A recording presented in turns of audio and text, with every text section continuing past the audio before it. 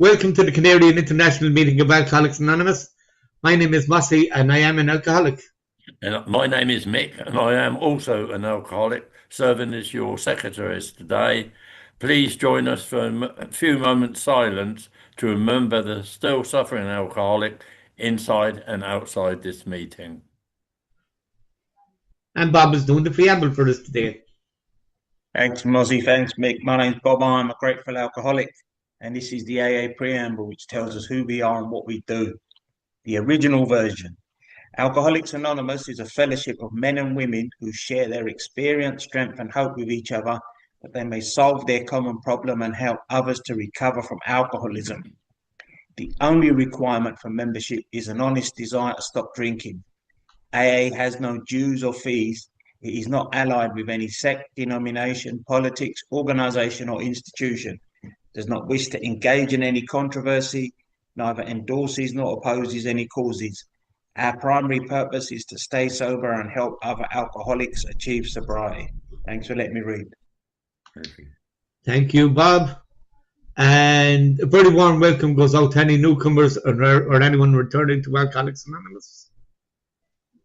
This evening, we have coming in Terri Joe.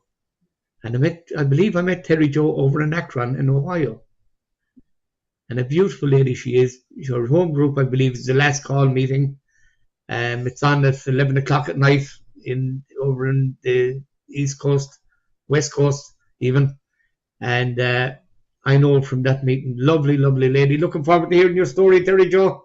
You've got 45 minutes and nobody will stop you if you go on any further. Take it away. Okay, thank you. I'm kind of in an uncomfortable chair. I'm Terri Joe. I'm an alcoholic. I always will be. But you know what? That's okay today because I have a solution. My solution is in Alcoholics Anonymous, and I'm very sincere when I say that. It is my solution for living. That's good. My nervousness went away. I was a little bit nervous, but I don't know why I get nervous. I always tell the truth now, much unlike my drinking days. If you know what I mean. Okay, I did make a little bit of notes to keep myself on track. And my husband, he's also sober now. Sober 31 years, my husband. Bless his heart. And my sober day is, my sobriety date is May 18th, 1998. It just happens to be Victoria Day in Canada. That's kind of cool because here I am with a bunch of UK friends. And sorry if there's like friends from other places as well, but kind of assuming from the accents that it's a meeting with primarily United Kingdom people. Yeah, I came into the rooms at 39 years when I really was beaten to the point where it was time. It was time. I sort of did the Al-Anon for a couple of years, still loaded, and then I'd get 6 months and I'd go to meetings once in a blue moon.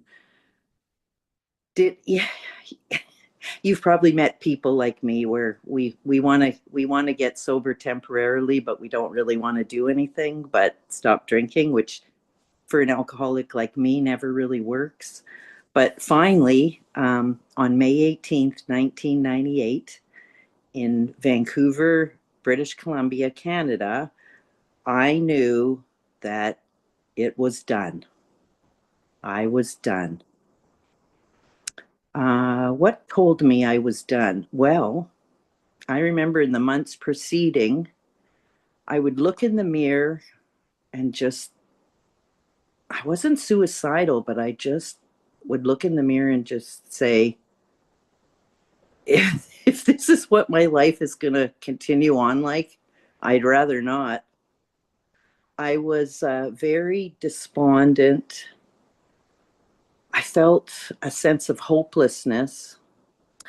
And I felt like I was just trudging through life, just like a Groundhog Day.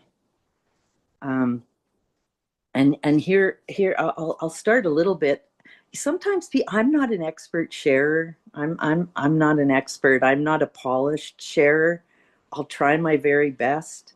I will tell you, I've really put a lot of effort into my sobriety. I take it very seriously. I do like to joke around, but when it comes to being sober, I take that very seriously, right? Because if I do choose to take a drink, I'm not kidding. For me, it could take me on a course of sometimes death. I don't know how I've escaped many scrapes in my life. Somehow I made it through. Some of the scrapes, when I look back, they give me the chills. They literally scare me now. Where at the beginning, when I got sober, I used to just think, well, yeah, that's what happened. Now I'm 66 years old and I'm going, you did what? You fell off where? You were hanging out with who? You drank where? You know what I mean? It just kind of scares the crap out of me when I think about some of the things. But so what was it like? What got me to the place where I crawled into AA, despondent, hopeless, and quite depressed and very sick physically and spiritually? Well, in the 70s, I was in my teens. I had friends. I did okay in school. I liked going to school. And I was brought up in a home where, my parents, they had parties and stuff, and there was alcohol. It was very unpredictable, my home life, very unpredictable. One parent could be a terror, and the day later, whistling and making us breakfast. I never really could count on stability. I never really had a sense of safety. But being that as it may, when I was about 13 or 14, I remember going into my parents' liquor cabinet, and my mom kept these little pickle jars, these round Bix pickle jars, and I took one of these empty jars she had, and I went into the liquor cabinet, and I just poured a little bit of that, and a little bit of this, and a little bit of that, and I met my friends down at the park, and I remember plugging my nose, and down the hatch it went. And I remember having fun. I remember laughing a lot, falling a lot. Yeah. And it wasn't long before every weekend was what you call a party, and usually a blackout, and creating lots of crazy circumstances. Because I was a cute young thing, and I liked cute young boys, and I blacked out. So you can probably put 2 and 2 together and figure out the rest. And that was the beginning of my double life as an alcoholic. I did this on the weekend, but then during the week, I was like a very good student, and I was a very polite and respectful child. I would do all my chores. I would mind my manners. I didn't swear at home. I didn't swear at school. I didn't drink. I would never think to go to school like under the influence or anything like that. But let me tell you, by the time Friday night came, yeah, frickin' who? Don't get in my way. Yep, I'm going for it. So that's what my teens were like. And when I was 19, my parents had divorced, and my mom was selling the family home. And, she basically said, I'm moving across the city. We were living in Winnipeg, Manitoba then. And she said, you and your brother, you'll have to find a place to stay, because I'm only taking the 2 other kids. and we're moving across the city. So I thought, well, that's great. I got myself a job. I got myself a little dumpy apartment, and the drinking carried on. By the time I was 18 or 19, bars were a big part of my weekend scene. I loved rock and roll. I loved being wild. The alcohol helped that. And again, it was a lot of sorry, my husband's heading out for a walk, but he's sober, so I hope you don't mind that he came in the room. But anyways, I was into the rock and roll. I was blacking out, and by the time Sunday came, I had to start getting my crap together because the work week was starting on Monday. By my mid-20s, or maybe 23, 24, 25, I had come to the conclusion, the very wise conclusion, that I couldn't drink on work nights. I couldn't drink Monday, Tuesday, Wednesday, or Thursday, because the way I drank in the blackouts, I wouldn't make it to work. And oh, I'm so glad OK's nodding her head, because she's relating to this craziness. So I realized that I could not drink during the week. I needed to keep my act together, keep my SHIT together, and make it to work. But let me tell you, by the time Friday at noon came, I was salivating with the thought of getting alcohol. I was literally, yeah. And one of the strategies, I thought this was quite brilliant. One of the strategies I had, because I couldn't stand just being myself with no sort of like lubrication, like alcohol, I decided to do alcohol's cousin, one of alcohol's cousins, smoking weed. So I would smoke weed Monday, Tuesday, Wednesday, Thursday. And then that just got me through the work week. And then I got to my real friend, my pal, alcohol. Man, I loved alcohol. I loved rock and roll. I loved going out to the bars. I didn't have to be with anybody. Once I had a couple of pulls from my flask, which I always kept in my back pocket or my jean jacket, I was set and ready to go to get wild. And I lost a few friendships doing that. I would go sometimes with the gals, and then they would call me the next day or maybe even Sunday and say, "What happened to you? Where did you go?" And I said, "What? Where did you go? We were looking for you at the end of the night. We couldn't find you." And I said, "Oh, well, I left with that guy." "Well, why didn't you tell us? We were worried." And all I could think of was like, get off my back. I was having a good time. I don't need you to like give me grief about having a good time. So I did lose relationships, intimate relationships I lost, girl friendships I lost. I lost the trust of siblings through my shenanigans. Yeah, lot of craziness.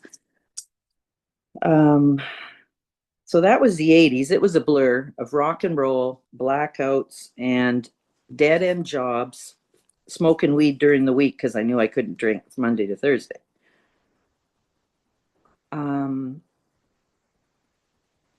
When I say that alcohol takes me, well, it's taken me close to death. Obviously, I didn't die because I'm breathing and talking to you all right now, but I remember one of my escapades was I was in an RV camp between Arizona and California on the Colorado River, and I started drinking first thing in the morning. One of my habits too was I would never eat because eating has calories, don't you know? And I don't want to lose my girlish figure. That was a big problem. And I started grabbing beers first thing in the morning in the hot sun, and I loved to swim. So I would walk up the gravel road with my beer, get in the river, and float back down to the campsite. Well, this was going along great until about noon, and my mother-in-law at the time said, Terri Joe, come and have a sandwich. You haven't eaten all day, because she could see I was getting loaded. These people, my ex-in-laws, they were used to my shenanigans. And I looked at her and I said, well, I'll eat later, thank you very much.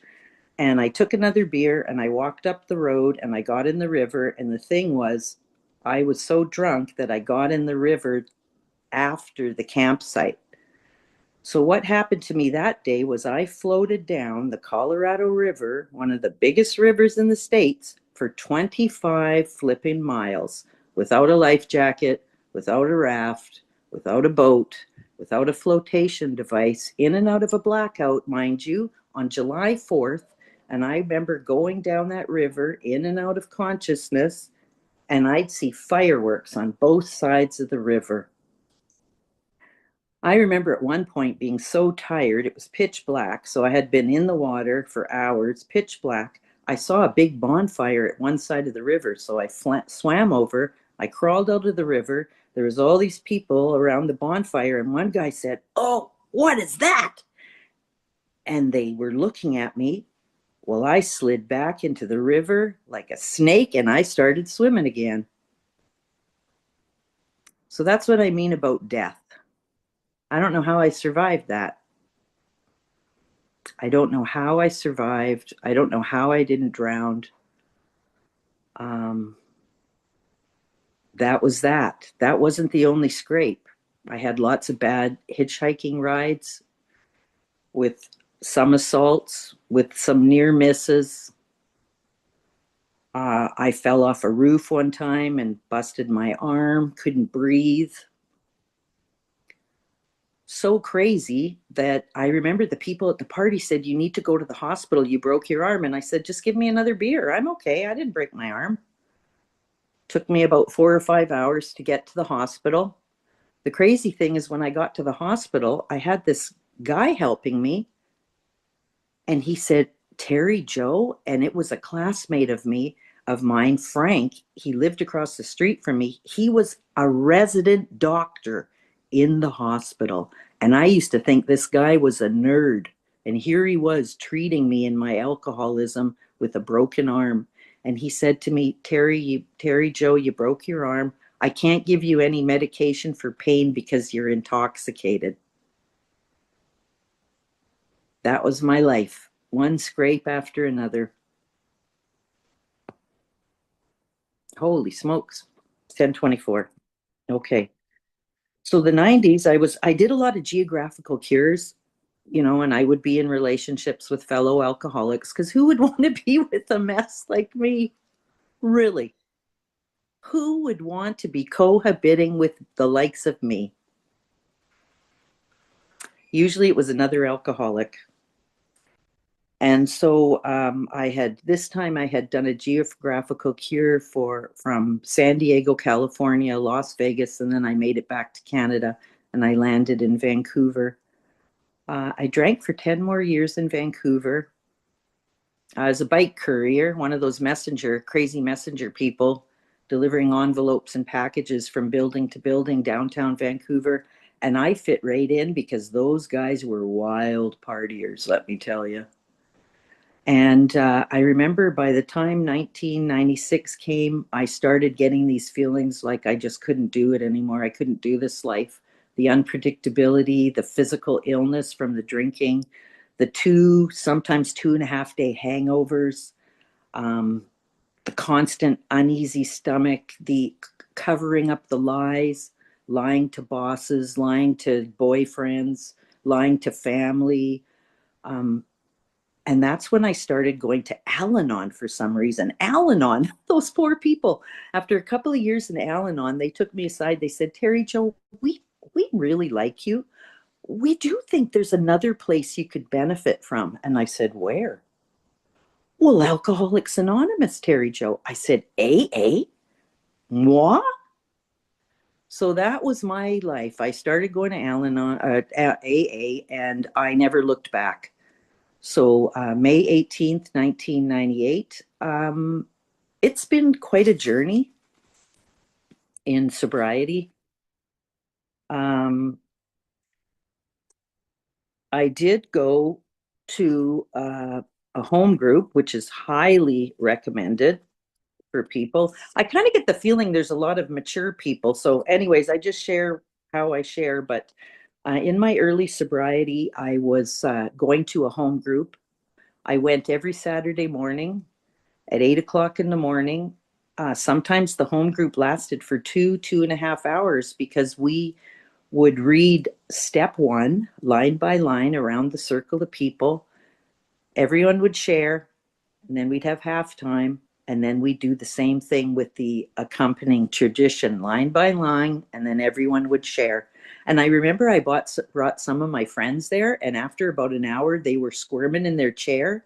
And after we went out for coffee, and they said, "Why did your meeting last for 2.5 hours?" And I said, "That's how our meeting is." "Well, I don't really like that it was so long." And I said, "Well, I'm glad you came." And I said, "That's my home group." You know, the thing about that home group that really helped me is those people, I got to know them and they got to know me. And when I walked in and I was feeling good, they knew it. And when I walked in and I was feeling like crap, they knew it. And I had a level of comfort with them, and I could talk about where I really was at. I love Zoom meetings, but I've sponsored many people I've tried to sponsor, and I've had a few great outcomes. But a lot of times when I sponsor people on the online meetings, it's so easy for people to ghost us. It's so easy for people to slip away, and you never see them again. You never talk to them. They're gone. But when you're going to a face-to-face home group every week, you're seeing those same blokes and gals every week. And people can see you and hug you and get to know you. And I'm not saying anything about Zoom that it's bad or good. I'm not saying that. I go to about 8 Zoom meetings a week. So I get it. I'm 27 years sober. I like meetings. I need meetings. They help me. I want to go to meetings. But the importance during that time for me in new sobriety, the in-persons were very, very essential. Very essential. I jumped right in to stay in the middle of the herd. That was a crazy cliche I liked right away. It was kind of crazy. And jumped in the middle of the herd because I heard that sorry, it's my mom's home. I don't even know how to mute her phone. I'll just go in the other room. So sorry about that. Sorry, I've lost my train of thought here. That's one thing. I'm 66. I'm at my mom's home in Vancouver. She's 86. She can't walk anymore. She uses Carrie's come and use a lift to get her to the commode, to get her to bed, to get her to her den chair. I'm a retired RN, so this weekend, that's what I'm doing. And if you told me in 1998 that I'd be 27 years sober, retired from 20 years of hospice palliative care nursing, helping my mom to the commode, getting her to bed for a nap, coming here every 2 weeks, every 2 weekends, I would have said, "You're nuts, give me another drink." I would have never thought that this would be my life. And there's a lot of joys and there's a lot of sadness. Because I'm a lot like my mom. She's really a go-getter, very intelligent woman, and always busy, busy, busy. And now that she can't walk, she can't be busy anymore. So, you know what that teaches me is that I got to make the most and be grateful as much as I can in my sobriety and make this life worthwhile.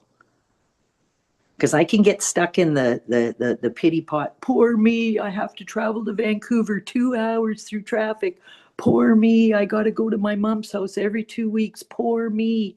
You know what I mean? Like I can make things kind of yucky in my mind, and that's what sobriety helps me with. Is when I'm in crazy thinking, stinking thinking, ungrateful thinking, you all and my meetings and my spiritual literature, being that the big book or other spiritual texts, I have a few other good ones, let me tell you, they put me back on track, and I become suddenly grateful that I know how to help my mom. I'm grateful that I have a car and I can drive well through 2 hours of traffic and go help her. I'm grateful I can clean her house and do her laundry and put freezer meals in her freezer. I'm grateful. That's the biggest thing I think I've learned in AA is to be grateful instead of moaning and groaning. I'm grateful today that I have a sober, grounded, kind, and stable husband. I usually didn't attract that type of man. Nope. I attracted hot messes just like I was. And I've been with Glenn for 26 years. And we have gone through some really hard things. And we both did it, and we both decided every day taking a drink's not going to help this problem. We've both had serious illnesses. He's lost his dad.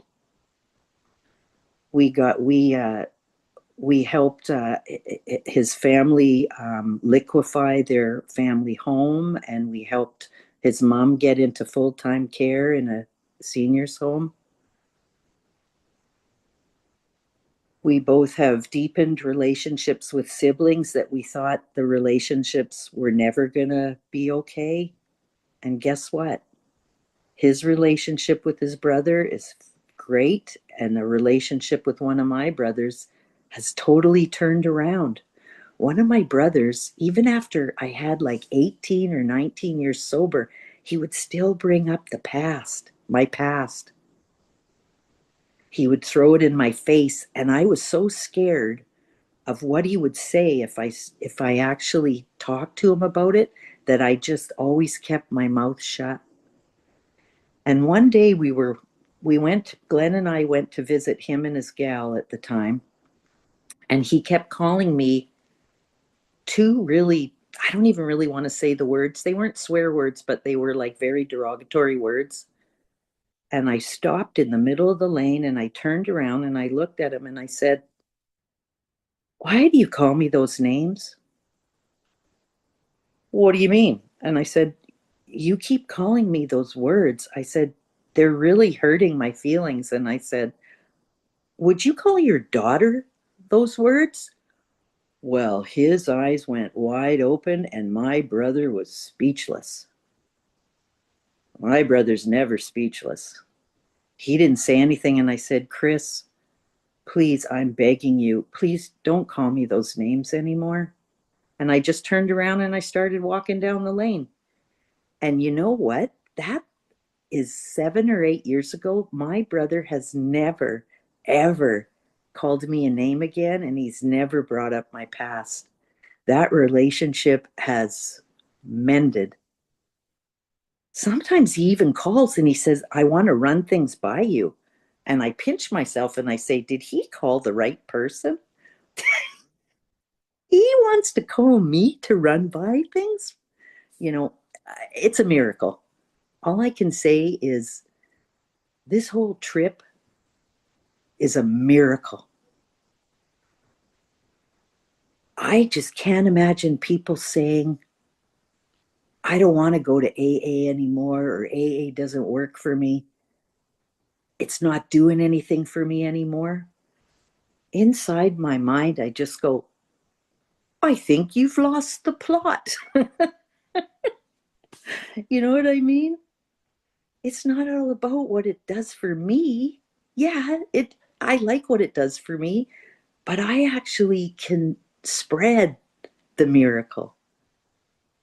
I can grow that miracle.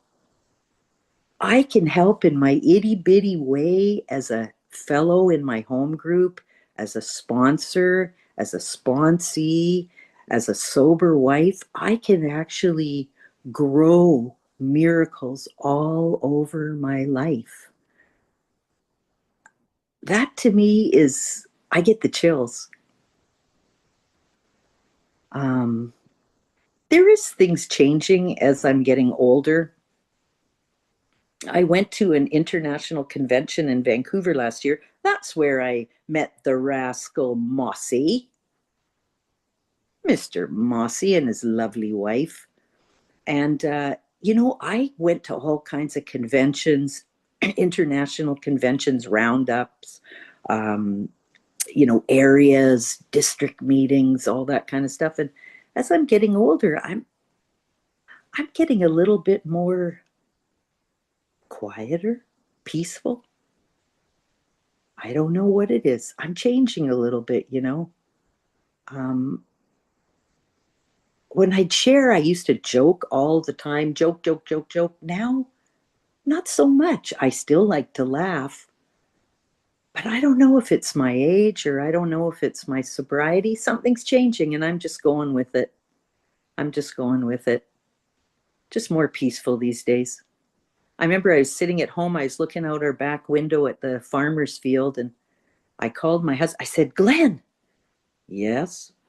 I said, I feel really strange. I said, I don't know what's going on. My husband's very intuitive. He looked at me and he said, I think you're having a moment of peace, Terri Joe.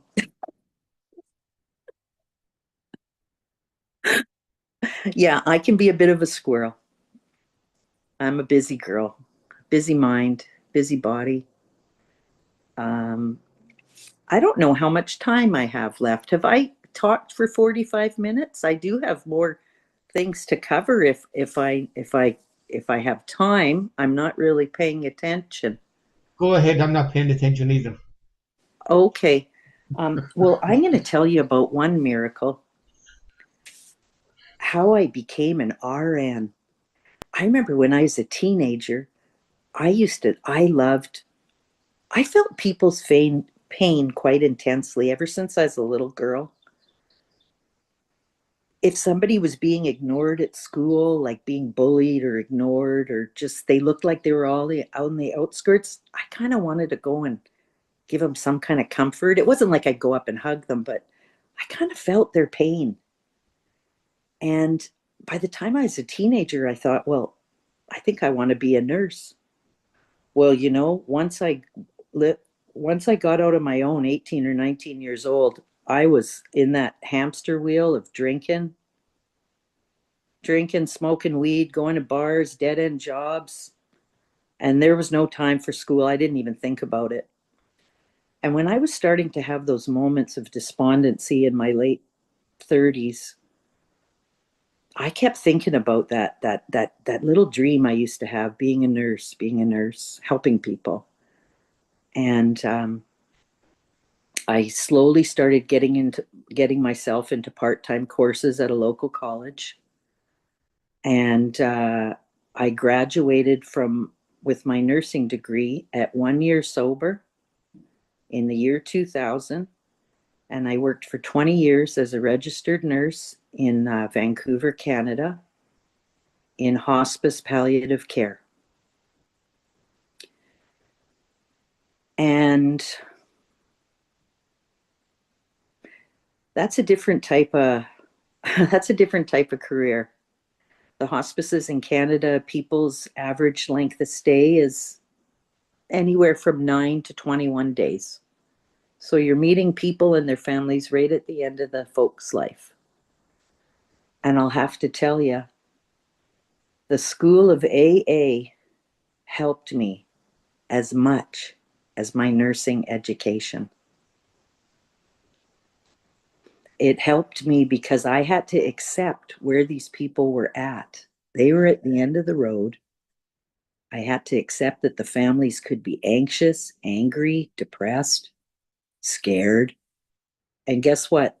I couldn't change how any of them were feeling. I couldn't change what was happening to them, but I could encourage them. I could educate them. I could comfort them. I could really be there as a real, honest person. I could listen to them. I've learned how to listen to people.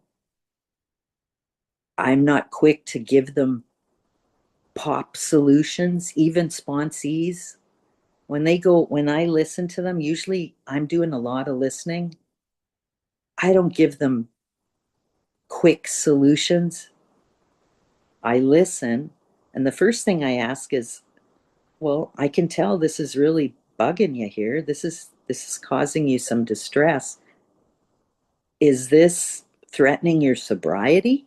Well, of course not, Terri Joe. And I said, okay, I just have to get that clear for myself, right? I said, as far as your relationship, I said, you're asking me what should I do? I said, I can't really tell you what to do about your relationship with your man, right? Oh, I said, I can't do that. And I said, you wouldn't listen to me anyways. But anyways, back to the hospice. I remember one time, a couple of times this happened. One wife came up to me outside in the hallway. She said, Terri Joe, I need to ask you something. Yes. Are you in the program? I said, yes, I am. Oh, we could all tell. We can tell by the way you talk. I said, really? And she said, my husband, he was the patient that was at the end of his life. My husband just loves you. Can I tell him that you're in the program? I said, absolutely. She said, he's going to be so happy to hear that. He loves when you're his nurse. I said, well, I just love him too. I said, go ahead, tell him whatever you want. And then she said, he was going to take his 4-year celebration in a couple of weeks. So I marched right in the room and I said, hey, your wife told me you're coming up to your 4-year. Oh, yes, I am. And I said, well, can your wife call a couple of your friends and we can buy you a cake and you can have a celebration here? Well, I'm in the hospice. I said, it makes no difference. I said, call your friends, man. So he had a 4-year celebration in his hospice room.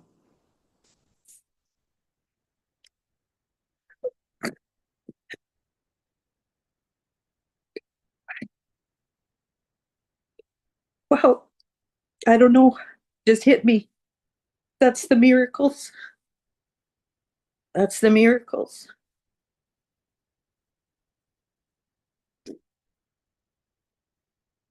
And I retired quite happily about 5 years ago. My back couldn't take nursing, and quite frankly, hospice palliative nursing is quite taxing. So I was happy to retire a few years early. But AA and my sobriety, my recovery, that helped me realize a dream.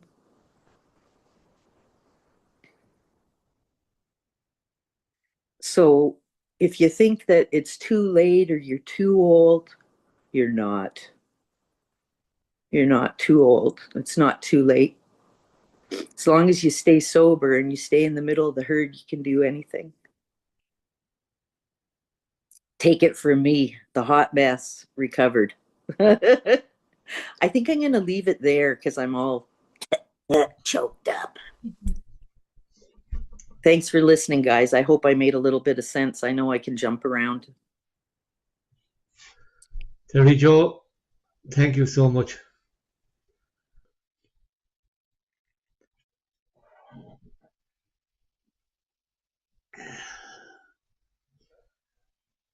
My mother died with the assistance of the palliative care team. And she went so peacefully. And a year and a half later, my father died inside in the hospice.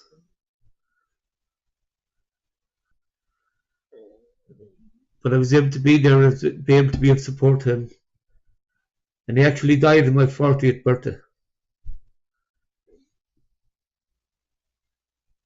I was glad I was able to be there. I was glad to be there for my mother and my father. And that's because of Alcoholics Anonymous, you know. I'm glad to be sober. I'm glad I had the opportunity to make amends.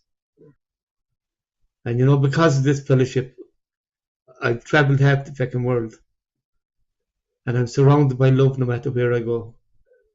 And I have to say, when I enjoyed Vancouver, but getting down to Akron, and what happened to me in Akron was just unbelievable. Unbelievable. So I'll be forever grateful for this fellowship and people like you, Terry, and everyone that joins this meeting every week. I love the Old Timers meeting. So I thank everyone today, and take it away there, Mick. Thank you, Mossy, you little rascal. New name. Got a new name for you. Terri Joe, thank you for sharing. Fantastic. I identified a lot with you. You know, when I took a drink, that became the solution in my life. And it worked for a while, then it worked against it, you know. And my wife was an Al-Anon. She was an Al-Anon for 40 years. And I let her go because I heard in AA, if you let them go to Al-Anon, they don't, because I was still drinking, that if you let them go to Al-Anon, they don't pick on you, they leave you alone. I'd never heard such lies in all my life, because she was worse. She wouldn't let me boss her about, because she said, I live my life, you live your life, and all things like. But what happened is when I got sober, and that we used the programs together, and we worked the programs together, and our lives changed, you know. And we have had a beautiful life, you know. You talk about people dying. I lost my parents, my brothers, and my sisters, and the woman of my life, my wife, since I've been sober. But I've not needed a drink because you people have shown me the worst thing that ever can happen to me in life is take a drink. And I don't do that one day at a time. Thank you, Terry. Thank you for sharing. Terri Joe, thank you for sharing. Right, this brings us to the end of the meeting, and Sue is going to read the promises. Thank you, Mick. Sue Alcoholic, the promises. If we are painstaking about this phase of our development, we will be amazed before we are halfway through. We are going to know a new freedom and a new happiness. We will not regret the past nor wish to shut the door on it. We will comprehend the word serenity and we will know peace. No matter how far down the scale we have gone, we will see how our experience can benefit others. That feeling of uselessness and self-pity will disappear, and we will lose interest in selfish things and gain interest in our fellows. Self-seeking will slip away. Our whole attitude and outlook upon life will change. Fear of people and of economic insecurity will leave us. We will intuitively know how to handle situations which used to baffle us. We will suddenly realize that God is doing for us what we could not do for ourselves. Are these extravagant promises? We think so. They are being fulfilled among us, sometimes quickly, sometimes slowly. They will always materialize if we work for them.